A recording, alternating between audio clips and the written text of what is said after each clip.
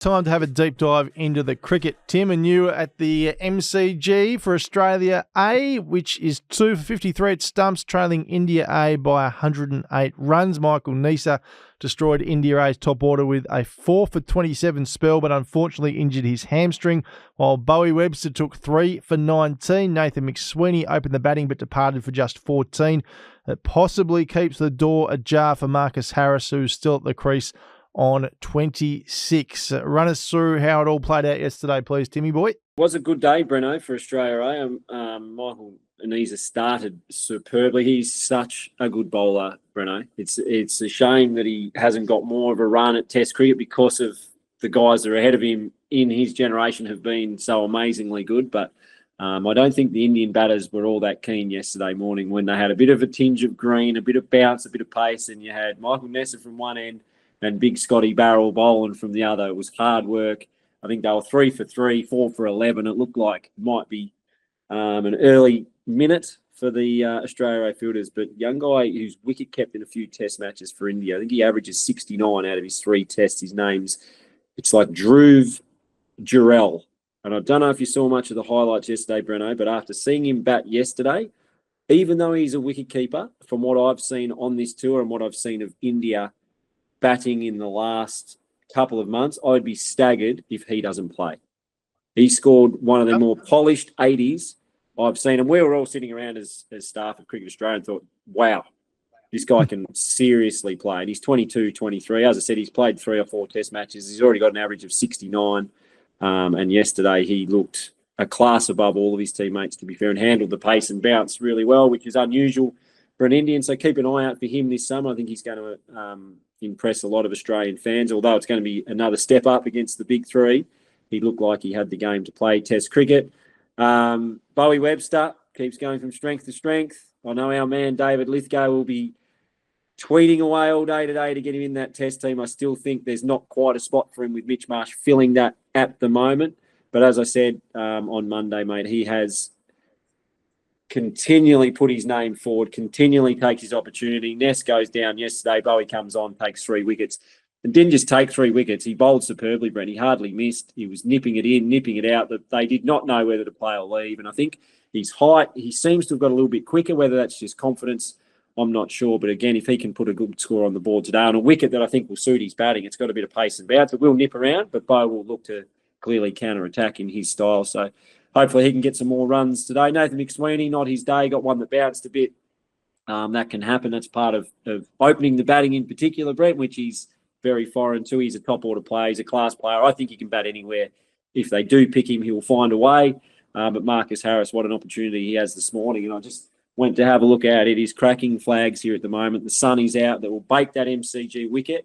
And if Marcus Harris can turn his start of 26 not out into a big 100 today, that could really throw a cat amongst the pigeons. It could indeed. Looking forward to seeing how it plays out.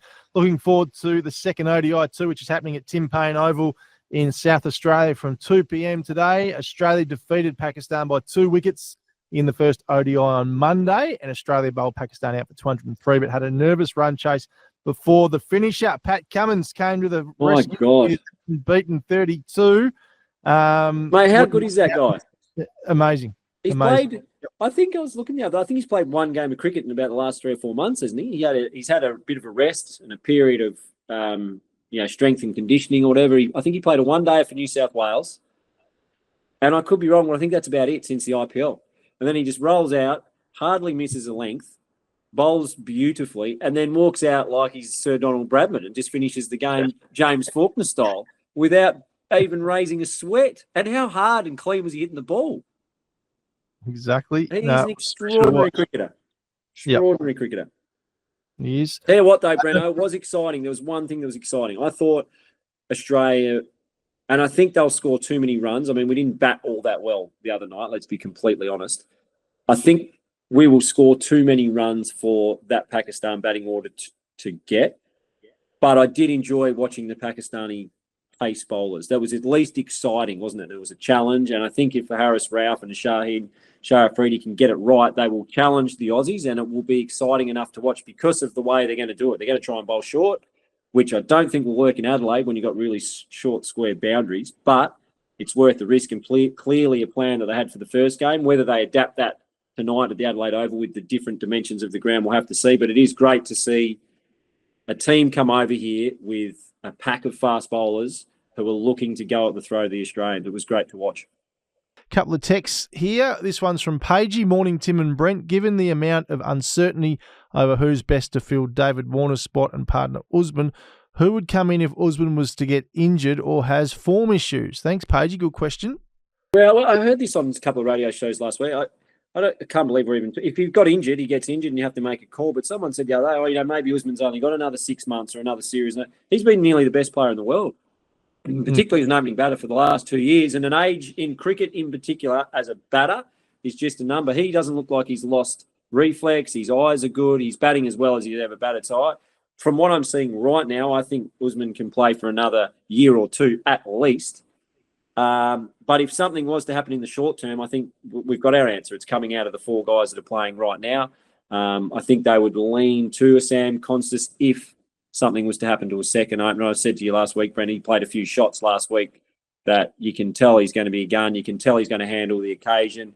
And the timing for me looks to be lining up that he would be the one who would replace Usman when he decides to call time. But hopefully he has a clean bill of health during the summer because he's going to be really important for us, Usman Khawaja. But in time, I think it's Sam Constas. Tim, we spoke about this a little bit earlier, but does Jimmy Faulkner need to give the finisher nickname to Pat Cummins now? Not yet, I wouldn't have thought, Brent, although firstly, it goes back before Jimmy, doesn't it? It's Bevo's originally. It's been passed on to Jimmy potentially. I know it's sort of a shared nickname these days, but I don't think Pat really wants it, to be fair. I think he's just good at everything. He could be a finisher, he could be a starter, he can bat, he can bowl, he can field. Whatever he does turns to gold. So I don't think he needs another accolade like the finisher. I think you can leave that to Bevo and Jimmy. Tim, why will the Australian selectors likely bring in an opening batter when it's Cameron Green they're replacing? Who is going to open if Green was healthy, since they seem committed to keeping the same top 6 from the New Zealand tests? So who was going to open if Green was healthy? It may have been him. It may have been Marnus. I'm not sure. But they did talk about having those best 6 that they played in New Zealand just in a slightly different order. So who knows? I mean, we've heard Pat say that it wasn't going to be Mitch Marsh and it wasn't going to be Travis Head. So it must have going to have been Greenie, or Marnus would have moved up. I imagine that would be my read. And why are they bringing in an opening batter? I think in the first couple of tests of the series, you won't need that extra all-rounder. I think the 4 bowlers, Hazelwood, Stark, Cummins and Lyon, have shown they've got durability to be able to bowl through a whole test match with a little bit of help from Mitchell Marsh if required. But I think the first 2 tests, the bulk of the bowling will be done by the big 4. And then as the series goes on, they might look at, instead of having the extra backer, bringing another bowling option in so they can back up the big quicks. Tim, what's impressed you most about Nathan McSweeney from the time you've gotten to spend with him? I think I heard you speak about this on Sports Day, and he says, thank you. That's what's impressed you most about him. Well, it is unusual, isn't it? And if those who didn't say it, I said on Sports Day that one of the things that's sort of stuck out to me is when you do throw him a lot of balls or do anything for him, he always says thank you. And I know it sounds stupid, Brent, but it is very rare these days that a professional sportsman would thank a coach or someone. I mean, it's certainly not needed. I mean, we're there to do a job, but it shows you, I said, it gives you an insight into his mindset. He's not only a top quality player and a top quality person, but he's always thinking of other people.